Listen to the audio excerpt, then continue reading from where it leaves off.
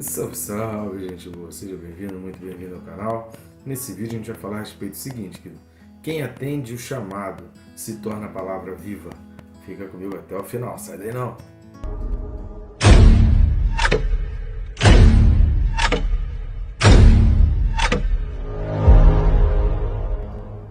E não deixa de se inscrever no canal, bem rápido e fácil. Você vai clicar no botão de se inscrever que está aqui embaixo. Aproveita e clica no sininho, porque aí você, clicando no sininho, você é notificado a cada vídeo novo que está sendo postado no canal. Fica por dentro de todas as novidades e se disciplina a estar estudando a palavra. O objetivo nosso é abençoar vidas, é fazer com que as pessoas se preparem, entendam a palavra, se fortaleçam na fé e sejam cada vez mais apaixonados pela palavra e pelo próprio Jesus, né? Por estar na presença e caminhar com Ele. Então, se está sendo bênção, querido, curte, comenta, compartilha. Curtindo, comentando, o YouTube já leva para mais pessoas de maneira orgânica. E compartilhando você faz com que nem eu nem o YouTube possamos alcançar, né? Você leva para pessoas que a gente não conseguiria imaginar. Conto contigo nessa missão de juntos levarmos a palavra a toda criatura. Tá bom? O texto desse vídeo é Apocalipse capítulo 19, versículo 9. Apocalipse 19, 9 diz assim: Então me falou o anjo, escreve, bem-aventurados aqueles que são chamados à ceia das bodas do Cordeiro. E acrescentou, são estas as verdadeiras palavras de Deus. Aleluia, né? Glória a Deus. Então, aqui logo depois do coral, aleluia, logo depois das características daqueles que vão participar das bodas do Cordeiro, logo depois, né, de todo esse detalhamento, de como será composto esse grupo. Se você não assistiu, assista os vídeos correspondentes ao capítulo 19, para você verificar como será composto aquele grupo de pessoas que estarão ali nas bodas do Cordeiro. No versículo 9 aqui traz umas informações preciosíssimas aqui. Essas informações algumas são mistério ainda, mas tudo indica aquilo que a gente vai tratar aqui, tudo indica relacionar-se àquilo que a gente vai estar falando aqui. Então eu peço muita atenção sua aos 3 pontos que a gente vai destacar nesse vídeo a respeito desse versículo. Repare que um anjo aqui fala, e não é Jesus, a gente vai ter essa identificação maior no próximo vídeo, que é exatamente o versículo 10, onde João se prostra e o anjo então não recebe adoração, que diz, eu sou tão servo quanto vocês, né? Eu sou conservo, ou seja, nós estamos no mesmo nível aí de servidão, nós servimos ao mesmo Deus, então não me adore porque eu não sou nenhum ser tão superior assim, né? A gente adoração só a Deus. Então um anjo, que é um anjo do Senhor, não um anjo caído, ele não aceita adoração, não aceita reverência. Então aqui é um anjo, o anjo fala para João, olha, escreve isso, bem-aventurados aqueles que são chamados a ceia das bodas do Cordeiro. Então a primeira coisa que a gente vai destacar aqui é o bem-aventurado. Bem-aventurados aqui é a 4ª bem-aventurança do livro do Apocalipse. E quais são as outras? As outras são Apocalipse 1:3, é a primeira bem-aventurança do livro. Aí depois nós temos 14:13, depois nós temos 16:15, e aí a 4ª bem-aventurança é esse, 19:9.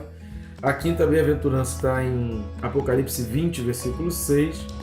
E depois nós temos mais 2 bem-aventuranças no capítulo 22, que é o versículo 7 e o versículo 14.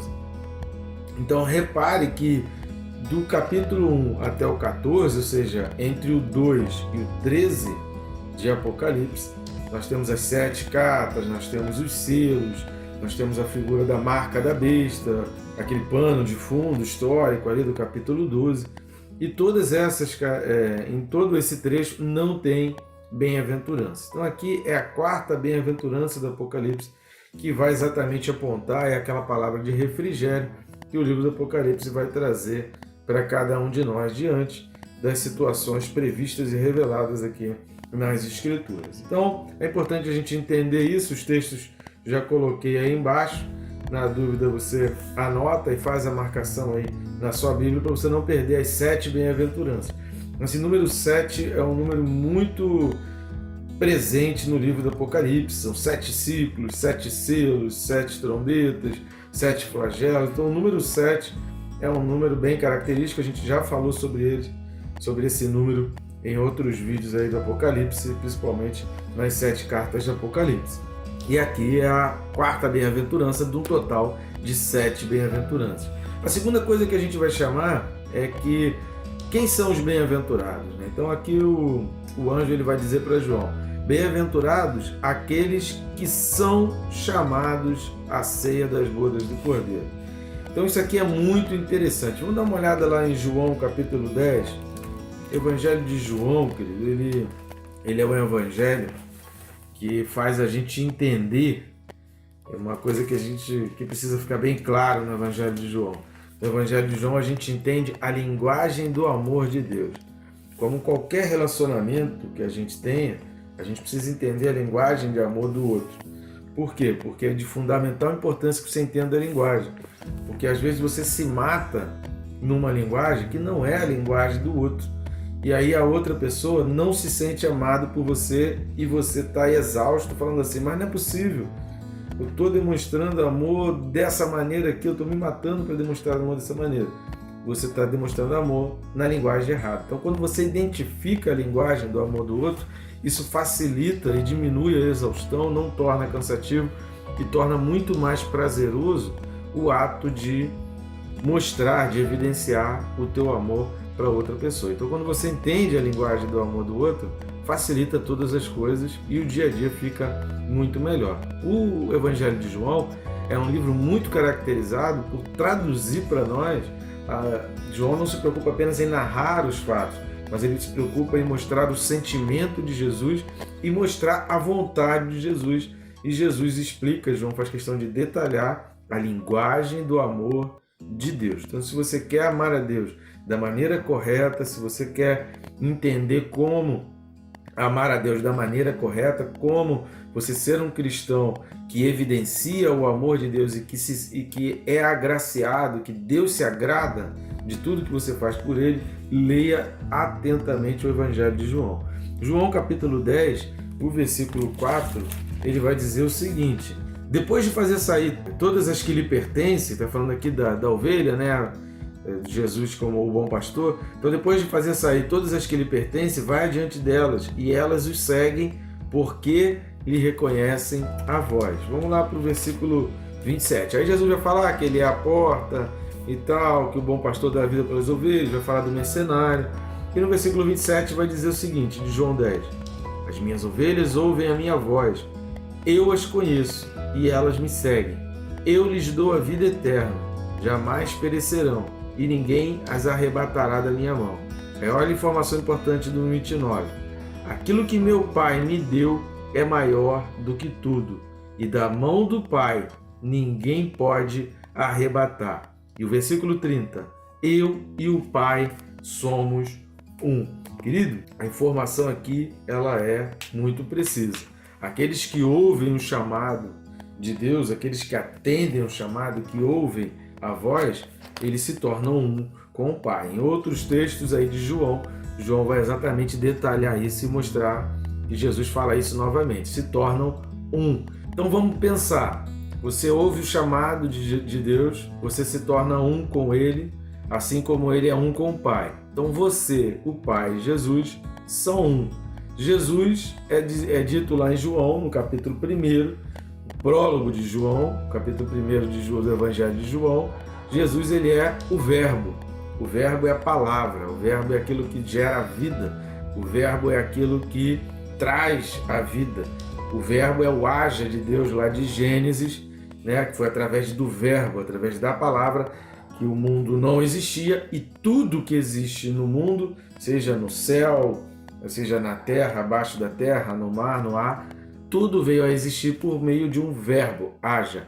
Então, através da palavra, tudo veio a existir. Beleza, pastor, até aí eu entendi. Jesus, ele é o verbo, ele estava presente na criação e o verbo haja, esse verbo haja, ele trouxe à existência todas as coisas. Tá, aí agora vamos para João, o Evangelho de João. Diz que nós somos um com o Pai e um com Jesus. Ou seja, quando você ouve a voz e você atende o chamado, você se torna a palavra viva. O haja de Deus tem que ser visto em você. Você passa a ser o haja de Deus. Você passa a viver o haja de Deus. O chamado principal de Jesus, Jesus quer fazer você prosperar, Jesus quer curar, Jesus quer melhorar teus relacionamentos, Jesus se importa em você ser feliz no teu casamento, no teu relacionamento de trabalho, com o teu vizinho. Jesus se importa com cada fio de cabelo, sim. A Bíblia está repleta de textos. Se você procurar por fio de cabelo, o que a Bíblia fala sobre fio de cabelo? Procura aí no ChatGPT ou no Google, né? Antigamente era no Google, agora é tudo no ChatGPT. Embora o ChatGPT seja relacionado a Jesus, as respostas não são as mais precisas e muita coisa ele não responde. Mas enfim, dá uma pesquisada em aplicativos da Bíblia, também em muitos aplicativos você consegue fazer isso pelas expressões. Fios de cabelo, não cai um fio de cabelo, a Bíblia fala, não cai um fio de cabelo sem que Deus corrija. Então Deus se importa com detalhe, Deus se importa com a tua felicidade, Deus se importa com a tua alegria. Mas o principal chamado nosso não são para as coisas desse mundo. O principal chamado nosso é para participar das bodas do Cordeiro. Por quê? Porque em Gênesis, no capítulo 3, Adão e Eva participavam de uma comunhão, de uma intimidade, em que Deus todo dia aparecia, perguntava, conversava, como foi seu dia, como é que vocês fizeram, e aí, como é que vocês estão, estão felizes, estão bem? Era uma harmonia plena. O pecado separou isso. Então o principal chamado de Deus é para as bodas, é para o casamento, é para a intimidade, é para a gente voltar àquela vida que existia em Gênesis 1 e 2, é para a gente voltar àquela intimidade, àquela comunhão, para a gente voltar a uma atmosfera só, a uma esfera só e não ter mais essa divisão entre o que é material e o que é espiritual. Tudo vai ser um, como era em Gênesis 1 e 2. Tudo era um. Material e espiritual era uma coisa só. O pecado é que trouxe separação. A morte que Deus falou que seria ocasionada por causa da desobediência foi exatamente essa separação. Veio a morte, veio a separação. A palavra morte na Bíblia não é fim, a palavra morte na Bíblia é separação. Então quando Deus disse para Adão e para Eva, se comesse do fruto, morreriam, a morte veio. E qual foi a morte que veio? A separação entre o que é espiritual e material, que só vai ser resgatado nas bodas do Cordeiro. Então o principal chamado de Deus para mim e para a tua vida, e o principal chamado de Deus que a gente precisa levar para outras pessoas, é o chamado às bodas. Esse é o chamado principal. Essa tem que ser a nossa maior alegria. Esse tem que ser o maior objetivo nosso ao ouvir a palavra de Deus. É muito triste, querido, você ver pessoas entrando na igreja por causa de coisas, fazendo de Deus os seus servos. A gente já falou aí na questão quando a gente falou no versículo 5, assista o vídeo aí correspondente ao versículo 5, que a gente falou de servos, a gente falou do doulos. Tem muita gente invertendo as situações, querendo estar na igreja para Deus o servir. Então se ele pediu 2, 3 coisas, 4 coisas, Deus não fez, então esse Deus não presta. Eu vou para outro Deus que está atendendo. Essa é a visão humanística, essa é a visão do sistema babilônico. A visão das bodas do Cordeiro é a visão da eternidade. É a visão de aceitar o convite das bodas, o convite do casamento. Então o principal chamado de Deus é para que a gente seja palavra viva, é para que a gente ouça a voz e a gente participe das ceias do Cordeiro. Então bem-aventurados aqueles que são chamados a ceia das bodas do Cordeiro. Esses que são chamados nós já detalhamos. Assista os vídeos aí referente aos versículos 5, 6 e 7 do capítulo 19 aqui de Apocalipse, para você entender melhor esses que são chamados. Mas a gente vai falar no terceiro ponto aqui, esse é o chamado e nós estamos sendo chamados. Há um convite para cada um de nós. E o terceiro ponto que a gente vai destacar aqui nesse vídeo é exatamente essa expressão aí. É um mistério, poucos teólogos comentam a respeito disso, porque o anjo acrescenta para João dizendo o seguinte: são estas as verdadeiras palavras de Deus. Quem são as palavras de Deus? Ou o que são as palavras? São estas quem? Estas o quê? Quando o anjo está falando aqui, são estas as verdadeiras palavras de Deus, a que o anjo está se referindo? Vamos dar uma olhada em Marcos 16,15. É interessante Marcos 16,15, porque no versículo 14, Jesus repreende, porque eles não estavam acreditando na ressurreição, embora Jesus tivesse profetizado a respeito disso. Mas preste atenção no versículo 15. E disse-lhes: ide por todo o mundo e pregai o evangelho a toda criatura. Marcos resumiu o chamado em pregai o evangelho a toda criatura. Mateus, ele vai detalhar isso. Marcos pegou aquilo que Jesus disse, que Mateus explicou mais detalhadamente no capítulo 28. Vamos lá para Mateus 28, a partir do versículo 18. Mateus, ele fala detalhadamente e Marcos resume. Mateus 28, 18 vai dizer o seguinte: Jesus, aproximando-se, falou-lhes dizendo: toda autoridade me foi dada no céu e na terra. Ide, portanto, primeiro, fazei discípulos de todas as nações. Segundo, batizando-os em nome do Pai, do Filho e do Espírito Santo. E terceiro, ensinando-os a guardar todas as coisas que vos tenho ordenado. Então Marcos pegou esses 3 pontos que Jesus falou: fazer discípulo, batizar e ensinar a guardar. Marcos pegou isso e disse que isso era pregar o evangelho a toda criatura. E o que isso tem a ver com o capítulo 19, versículo 9 de Apocalipse?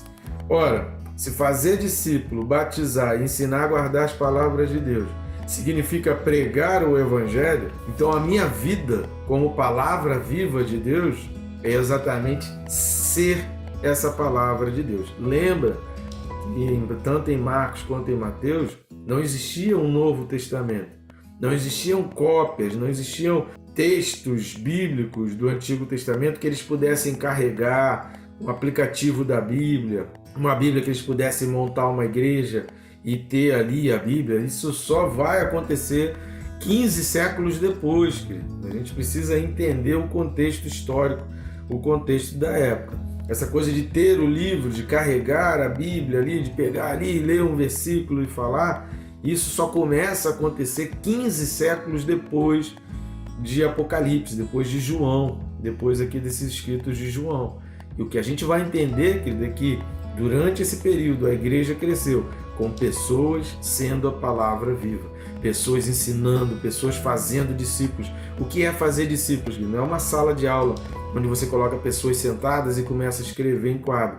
Fazer discípulos é você mudar comportamentos, é você trabalhar na vida para que essa vida seja moldada com a palavra de Deus e essa pessoa se torne a palavra viva. Então, quem são as verdadeiras palavras de Deus? São aqueles que dão testemunho. Olha o Apocalipse capítulo 1, versículos 2 e 3. João vai dizer o seguinte, olha: o qual atestou a palavra de Deus e o testemunho de Jesus Cristo quanto a tudo o que viu. Então, seu testemunho atestou a palavra de Deus. Então, as pessoas viam a palavra de Deus, as pessoas viam os mandamentos, as ordenanças, os princípios bíblicos pela vida, pelo testemunho. Então, não era dissociado, não era uma coisa é a palavra de Deus, outra coisa é a minha vida. Não, as pessoas olhavam para a minha vida, olhavam, vamos dizer aqui, João, né? As pessoas olhavam para a vida de João e viam a palavra de Deus. E aprendiam da palavra de Deus olhando a vida de João. Então, quando eles olhavam a palavra de Deus e começavam a aprender as ordenanças, os mandamentos, o que não podia fazer, o que podia fazer, a vida de João era esse livro, a vida de João era esse exemplo. Então, as verdadeiras palavras de Deus são os testemunhos, são as pessoas que testemunham da palavra, independente de pegar livro para ler. Mas eles sabem, eles conhecem os mandamentos, eles explicam os mandamentos, eles vivem os mandamentos e eles passam esses mandamentos através das suas ações. Lembra do vídeo passado que a gente falou dos atos de justiça dos santos? Então, os atos de justiça testemunham da justiça que aponta para Deus. Então, quando você vive atos de justiça, você aponta para Deus. Tem muita gente querendo fazer parte de um mundo gospel, de igrejas que a gente tem megas igrejas no Brasil, a gente tem megas eventos evangélicos no Brasil e muita gente até gosta de estar participando, até gosta de estar ali, mas não quer viver a vida, querido. Nas bodas do Cordeiro não vão entrar quem acha o culto lindo, quem acha maravilhoso determinado louvor, quem acha maravilhosa determinada palavra, mas não vive, não é palavra viva. Nas bodas do Cordeiro só vão entrar quem se torna palavra viva, quem são as verdadeiras palavras de Deus. E quem são as verdadeiras palavras de Deus? As pessoas que são boca de Deus, as pessoas que professam, as pessoas que profetizam a respeito de Deus. Repare aqui no capítulo 1 de Apocalipse, que o versículo 3, né, a primeira bem-aventurança, bem-aventurado aqueles que leem e aqueles que ouvem as palavras da profecia e guardam as coisas escritas nela. Palavras da profecia, querido. Você se torna profeta de Deus com a tua vida, com o teu testemunho. Eu vou encerrar aqui contando a história de um grande homem de Deus que esteve numa comunidade, numa tribo, e aí, tempos depois, apareceram alguns missionários lá para pregar a respeito de Jesus. E eles começando a falar a respeito de quem era Jesus, explicando quem era Jesus, as pessoas daquela tribo disseram assim: ele esteve aqui, ele viveu. Agora, mas a gente está no século XX, cara. Jesus viveu há 20 séculos atrás. Como é que você está falando que Jesus estava aqui? E aí vários indígenas ali diziam: não, ele esteve aqui, ele esteve entre nós. E aí ele foi perceber que um grande missionário esteve lá naquela tribo, e pela vida do missionário, quando eles ouviram falar a respeito de Jesus, eles identificaram que eles já tinham ouvido falar desse Jesus e que essa pessoa que fazia essas coisas estava presente lá entre eles. Porque quem ouve a voz, aquele que ouve a voz, a ovelha que ouve a voz, se torna a palavra viva. Então a tua vida reflete a Jesus. Não dá mais para separar. Ser discípulo, querido, é você ficar tão misturado ao ponto das pessoas olharem para você e falar assim: esse daí é servo de Deus. Lembra de Pedro? Pedro negou Jesus 3 vezes. Mas por que Pedro negou 3 vezes? Porque por 3 vezes pessoas diferentes olharam para Pedro sem falar nada. Teve uma hora até que Pedro começou a xingar para parecer que não era, né? Numa das negativas. Mas em todas as 3 oportunidades, as pessoas olhavam para Pedro e identificavam Pedro como discípulo de Jesus. Tamanha era a aproximação, intimidade, tamanha era a sua aparência, a sua semelhança, até na aparência, com Jesus Cristo. A gente vai ficando assim, cada vez mais parecido com Jesus Cristo. Então, quem são as verdadeiras palavras de Deus? Todo aquele que dá testemunho, que ouve a voz e atende o chamado às bodas do Cordeiro. Não um chamado para um evento, não um chamado para um momento, não um chamado para uma festa aqui na terra, mas o chamado para a festa lá no céu. Amém, gente boa? Que Deus te abençoe, rica e abundantemente.